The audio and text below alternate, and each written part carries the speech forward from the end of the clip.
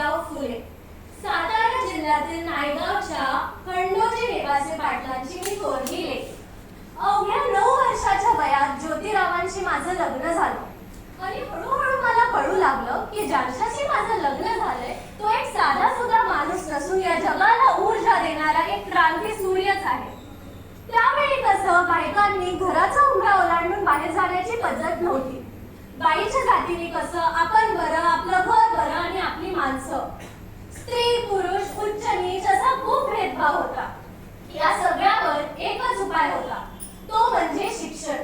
शिक्षणाचा ध्यास हे एकच मूळ ज्योतिरावांच्या मनात होतं. एका दिवशी शिक्षणाचा प्रसार करण्यासाठी ते घराबाहेर गेले होते. तेव्हा त्यांना एक ब्रिटिश मॅडम भेटल्या आणि म्हणाल्या, mister Phule, you understand education, right?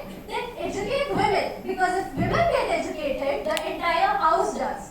पण तुम्ही Indians, लेडीजला घराच्या बाहेरच जाऊ देत नाही. झालं की मग आले हे माझ्याकडे पाटी पेन्सिल घेऊन आणि मला म्हणाले, सावित्री, आजपासून मी तुला शिकवणार.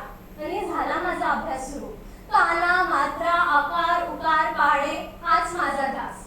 हळूहळू मी वाचायला शिकले, लिहायला शिकले, मोठमोठे काव्य सुद्धा रचू लागले. काही दिवसांनी म्हणजेच 1 जानेवारी 1848 रोजी पुण्यातील भिडेवाड्यात आम्ही आमची पहिली शाळा सुरू केली. होय, आणि मी तिथली पहिली शिक्षिका आणि मुख्य अध्यापिका सुद्धा झाले. पण समाजाचं मात्र धर्म बुडाला. आहो, एखाद्या सर्वसामान्य माणसाने जर शिक्षण घेतलं तर त्यात कसला धर्म बुडाला? एवढा कपला तू असू शकतो का हो धर्म? माणसासाठी धर्म असतो की धर्मासाठी माणूस? शाळेत जाताना चिखल फेक, दगड फेक सगळं मी सहन केलं. एवढंच नाही तर एका दिवशी शाळेत जाताना एक माणूस माझ्या समोर आला आणि मला म्हणाला, आमच्या मुलींना शिकवणं बंद कर. तुला तुझी आबरू प्यारी की हे शिक्षण?